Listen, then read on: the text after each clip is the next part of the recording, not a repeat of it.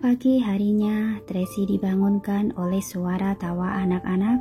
Sambil menguap, ia pun bangkit dari tempat tidurnya dan berjalan menghampiri jendela kamar. Ia membuka tirainya dan menatap anak-anak yang sedang berlarian di dalam taman bunga. Bibirnya pun membentuk senyuman yang lembut. Sejak kedatangan tiga anak kecil itu, Carlos dan Carla terlihat lebih ceria. Anak-anak yang baru berusia 2 tahun memang lebih periang, tanpa ada beban apapun. Selain itu, ketiga anak ini seperti memiliki bakat sejak lahir yang selalu dapat menceriakan suasana. Pada saat itu, Carla dan ketiga anak kecil itu sedang bermain kejar-kejaran di tengah hutan. Carlos duduk minum di samping sambil tersenyum melihat mereka. Pandangan Carlos sangat lembut. Ia langsung mengingatkan Tracy dengan Lorenzo. Pantas saja Lorenzo begitu menyukai Carlos. Ia benar-benar mirip dengannya. Tidak hanya dari penampilannya, namun ia juga memiliki ketenangan yang sama. Saat sedang memikirkannya, tiba-tiba terdengar suara ketukan pintu dari luar. Masuk. Tracy mengenakan jaketnya. Naomi membuka pintu dan masuk ke dalam lalu melaporkan, "Nona Tracy, Nyonya besar Lois sudah bangun. Dia sedang membawa hadiah ke taman bunga. Sepertinya ia ingin memberikannya pada anak-anak." Sepagi ini, Tracy berpaling menatap ke arah taman. Benar saja Maggie bersama rombongannya masuk ke dalam taman bunga. Ia dengan ramah menyapa Carlos dan Carla bersama tiga anak kecil itu dan memberikan hadiah kepada mereka. Benar, baru pukul 7 pagi. Naomi tidak tahu harus tertawa atau menangis. Aturan tata krama dalam keluarga kerajaan begitu berbelit-belit. Aku melihat Tamara sudah bangun pukul 5 pagi tadi dan memerintahkan rombongan pelayan menyiapkan sarapan untuk Nyonya besar Lois, kemudian membantu melayani Nyonya besar beres-beres. Mereka bahkan bekerja lebih keras daripada kalian, Tracy berkata sambil bergurau, lalu berjalan masuk ke dalam kamar mandi. Benar, sekarang baru menyadari kalau aku dan Paula benar-benar beruntung. Naomi membuka pintu ruang ganti untuk membantu Tracy menyiapkan pakaian. Apa yang ingin Nona pakai hari ini? Pakaian formal atau pakaian santai saja? Tracy asal menjawab, "Hari ini aku sudah berjanji akan membawa anak-anak pergi berkuda." Tapi Nyonya besar Lois berdandang begitu mewah. Aku kan bukan Nyonya besar. Baiklah, aku paham. Naomi memadukan pakaian bernuansa barat dengan sepatu boot Dr. Martin yang sangat keren. Rambut panjangnya juga disanggul, membuat penampilannya terlihat mengagumkan, begitu berpengalaman dan berani. Ketika Tracy hendak pergi keluar, tiba-tiba terdengar ketukan di pintu. Naomi pergi membukakan pintu. "Kak Jeff." Jeff berjalan masuk ke dalam ruangan sambil menundukkan kepalanya dan melaporkan, "Nona Tracy, semuanya sudah diselesaikan." Apa benar ada orang-orang yang sengaja membuat kekacauan? Tracy segera bertanya. Benar. Jeff menganggukkan kepalanya. Kita sudah menemukan tersangkanya, tapi ia melarikan diri ketika kami berusaha menangkapnya. Saat dini hari tadi, aku sudah memeriksa lagi ke tempat kejadian. Saat ini tidak ditemukan adanya potensi masalah. Tapi kita belum memeriksa rombongan yang datang bersama Nyonya besar Lois. Rombongan Nyonya besar Lois tidak mudah untuk diselidiki. Tracy pun menginstruksikan, abaikan saja dulu untuk saat ini. Sekarang masalah di luar telah terselesaikan. Sebaiknya kamu lanjutkan pekerjaan tim keamananmu seperti biasa. Baik, Jeff berkata, aku telah mengatur 4 orang untuk mengawasi anak-anak. Ada tersisa 3 orang yang akan melanjutkan penyelidikan. Baik, kamu sudah bekerja keras. Tracy berterima kasih. Beruntung ada kamu di sini. Kalau tidak, Mungkin kita akan kekurangan orang kalau hanya mengandalkan para pengawal wanitaku. Dalam mengerjakan segala sesuatunya, Jeff jelas-jelas lebih berpengalaman daripada Paula dan Naomi. Dalam waktu semalaman, ia dapat mengurus semuanya tanpa diketahui oleh siapapun. Nona terlalu sungkan. Jeff menundukkan kepalanya lalu pamit meninggalkan tempat itu. Sekarang kita bisa pergi berkuda dengan tenang. Naomi menyodorkan sebuah topi untuk Tracy. Iya, hari ini cuacanya bagus. Tracy mengenakan topinya dan beranjak keluar ruangan. Nyonya besar Lois telah memberikan hadiah kepada anak-anak di taman bunga. Ia bahkan dengan ramah mengajak anak-anak untuk pergi sarapan bersama-sama. Carla masih merasa canggung sehingga ketiga anak kecil itu segera berkata, "Nanti saja, kami baru pergi sarapan. Sekarang kami mau menangkap kupu-kupu. Nenek pergi makan duluan saja." Lalu ketiga anak itu pun segera berlari. Betty bahkan menarik Carla untuk bermain bersama. "Kak Carla, cepat ke sini." "Nenek Maggie, sampai jumpa." Carla yang belum selesai bicara sudah ditarik pergi oleh Betty. Nyonya besar Lois hanya terdiam seorang diri di sana, merasa sedikit canggung. Ia pun berbalik menatap Carlos dan hendak berkata, namun Carlos segera berbicara dengan sopan. "Nenek Maggie, aku sudah sarapan. Sekarang aku mau kembali belajar ke kamar. Selamat makan, Nenek." Setelah mengatakannya, Carlos membungkuk memberi hormat, lalu berbalik pergi meninggalkannya. Senyuman pada wajah Nyonya besar Lois berubah kaku. Ia sudah banyak berusaha untuk menjalin hubungan baik dengan mereka, namun mereka seolah-olah tidak menghargainya. "Anak-anak ini benar-benar tidak sopan," seorang pelayan berkata dengan tidak senang. "Benar, bisa sarapan pagi bersama dengan Nyonya besar Lois adalah sebuah kehormatan." Seorang pelayan yang lain berbisik pelan, "Mereka sama sekali tidak mengerti tata krama dalam keluarga bangsawan. Mereka tidak terlihat seperti anak-anak yang berasal dari keluarga kaya raya." "Diam," Maggie membentak pelan. "Mereka itu adalah anak keluarga Tracy. Kalian berani mengata-ngatai di belakang mereka. Apa kalian ingin mencari masalah?" Kedua pelayan wanita itu langsung menundukkan kepalanya, bahkan tidak berani menghembuskan nafasnya. Tapi kedua anak yang lebih besar itu, bibir Maggie tertarik membentuk senyuman. Sepertinya lebih mudah beradaptasi dengan lingkungan. Mungkin karena mereka lebih besar, mereka jadi lebih mengerti banyak hal. Pelayan itu berkata dengan pelan. "Bagus kalau seperti itu," Maggie berkata begitu angkuh. "Kalau ingin masuk ke dalam keluarga Lois, sudah seharusnya mereka mengerti banyak hal. Kita bahkan tidak tahu siapa ayah mereka. Semoga ia tidak pernah muncul di hadapanku." Untuk menghindari kerumitan dalam hubungan antara ibu mertua dan menantu perempuan, Tuan besar Lois sengaja tidak memberitahukan identitas ayah anak-anak Tracy. "Mana mungkin berani Nona Tracy masuk ke dalam keluarga seperti kita ini.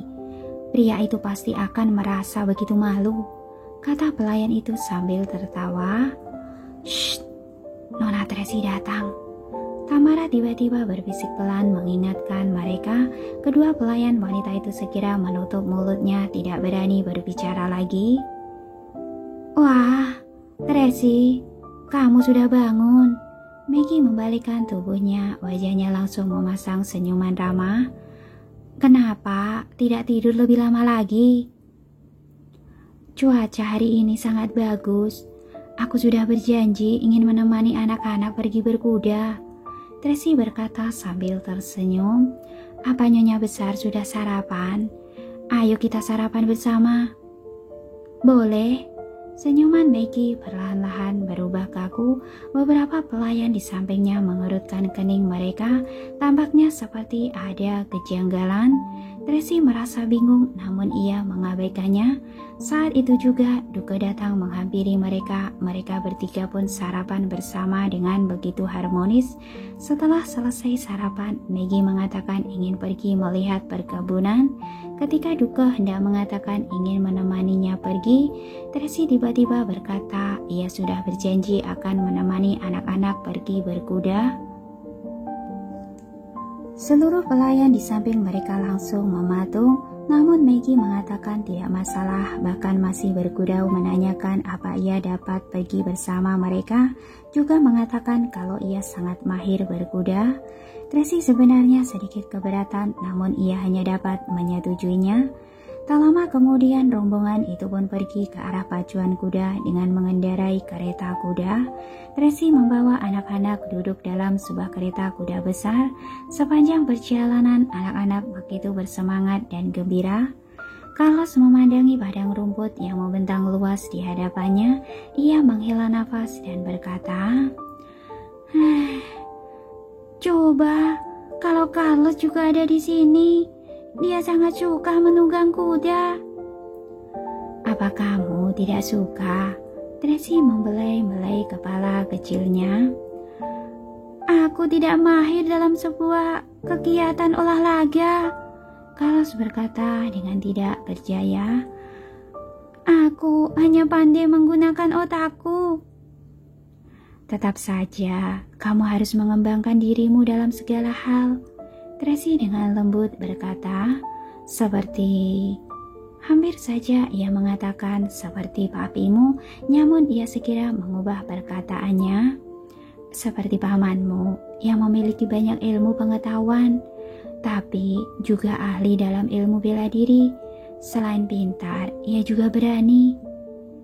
"Papi juga begitu," Carlos menambahkan. Tracy tercengang, tidak tahu bagaimana harus menanggapinya.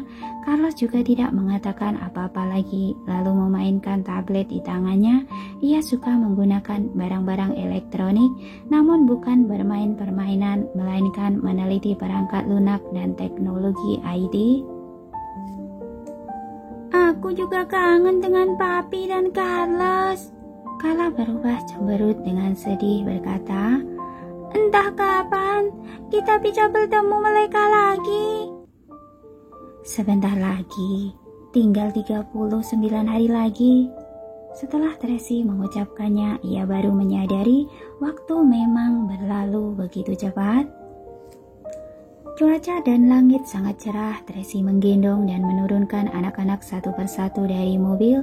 Anak-anak bersorak gembira ketika melihat padang rumput yang tak berujung. "Anak-anak, sini, kakak temani kalian untuk ganti baju dulu."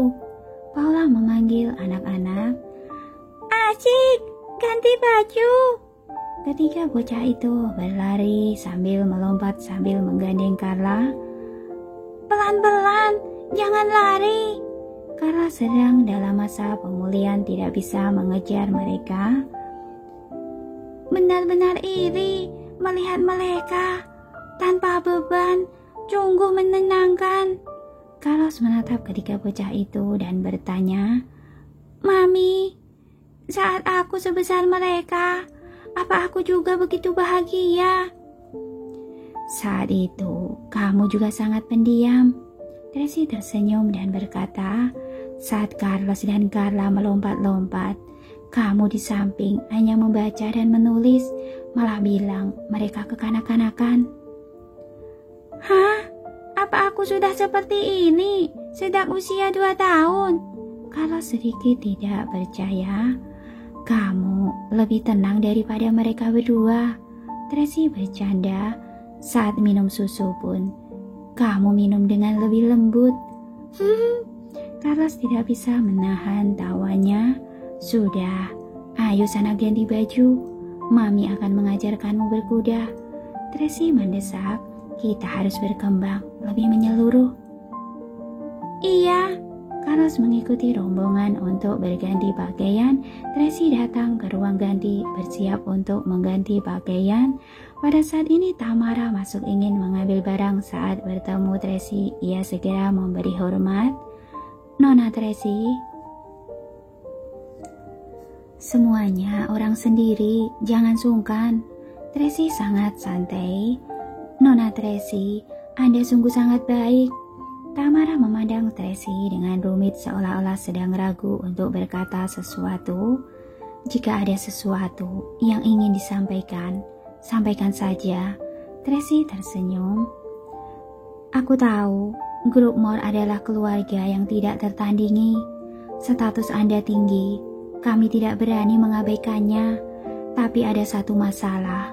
Setelah aku memikirkannya, tidak tahu apa harus mengatakannya pada Anda atau tidak.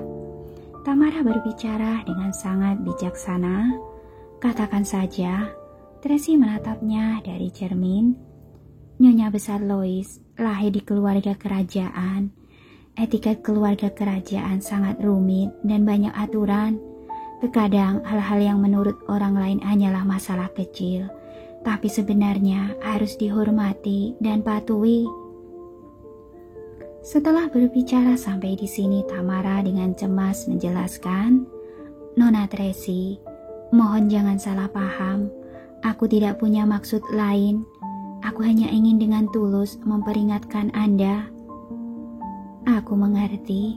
Tracy tersenyum ringan. Aku terbiasa bebas. Untungnya Nyonya Lois bisa mengerti. Terima kasih atas pengertianmu. Tamara menundukkan kepala dan memberi hormat berkata dengan takut-takut, Aku keluar dulu. Iya, jawab Tracy melihat punggungnya lengkungan di bibirnya perlahan menjadi lengkungan yang datar. Menurut Nona, apa dia benar-benar tulus memperingatkan Nona?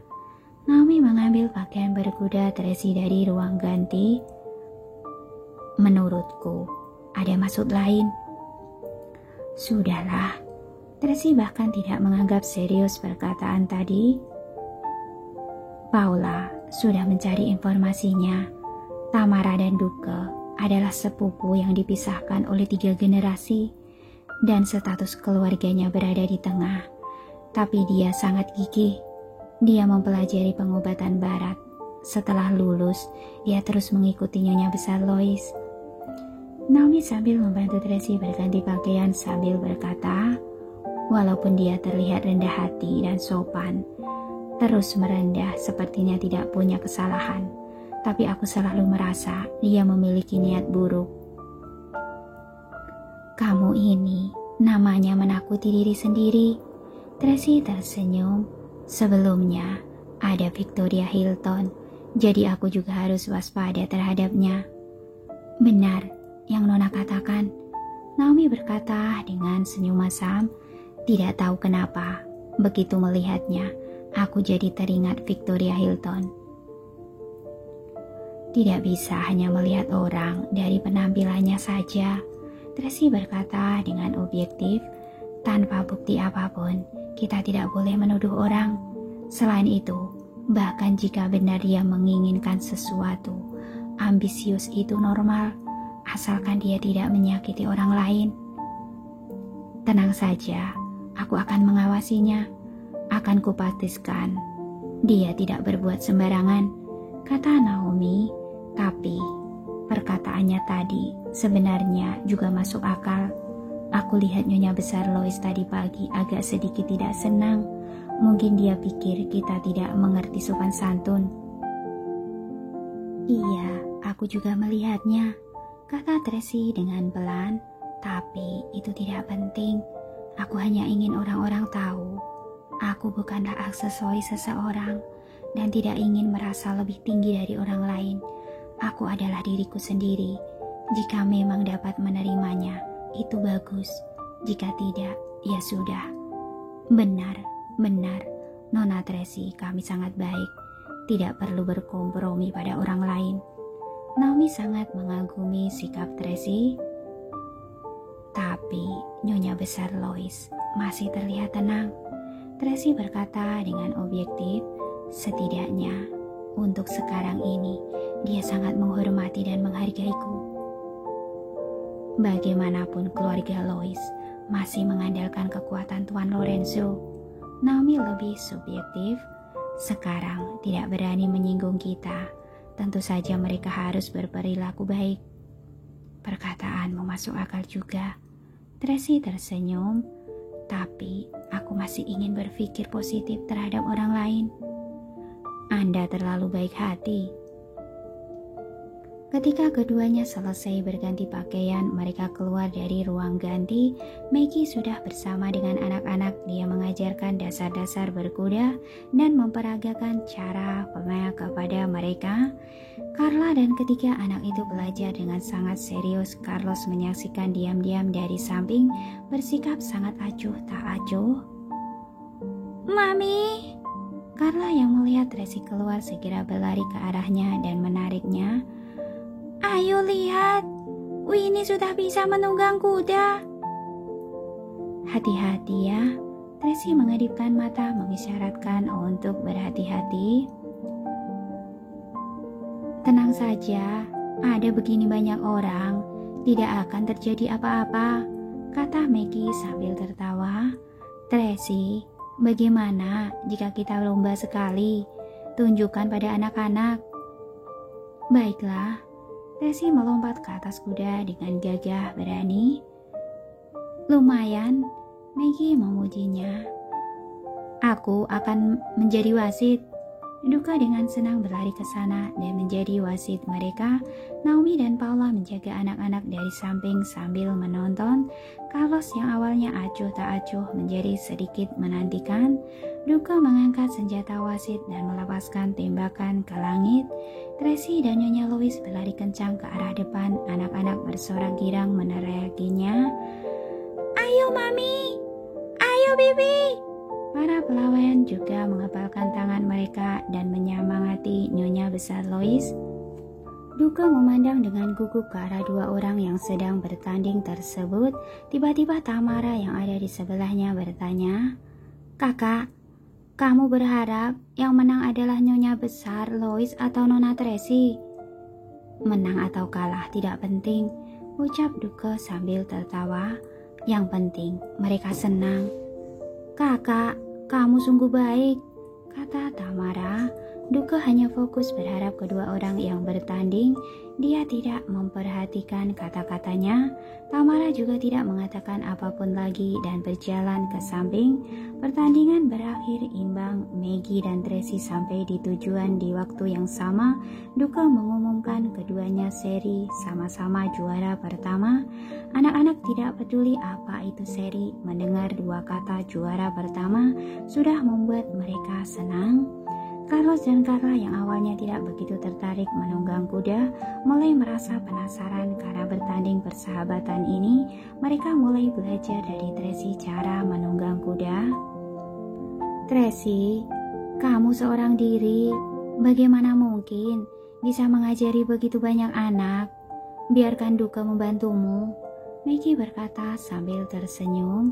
"Duka, kamu tidak segera membantu." "Oh iya, benar." Duka berbalik dan segera membantu mengajarkan anak-anak cara menunggang kuda. Maggie duduk di satu sisi meminum kopi sambil beristirahat, menggelengkan kepala dan menghela nafas. Anakku yang bodoh, terlalu jujur." "Tuan Duke Louis itu polos," pelayan berkata sambil tersenyum. "Terlalu polos, jadi tidak bisa menaklukkan wanita." Maggie memandang Tracy dengan dalam. "Wanita ini bukan orang yang bisa dikendalikan, orang biasa." Para pelayan tidak berani berkata apa-apa. Tamara yang sedang menuangkan kopi berkata dengan santai, "Aku mendengar kata-kata ini di film. Tidak peduli seberapa kuat seorang wanita, setelah dimiliki, dia akan menjadi domba kecil." "Dimiliki?" Maggie menggumankan kata itu dan matanya berbinar-binar. "Itu benar,"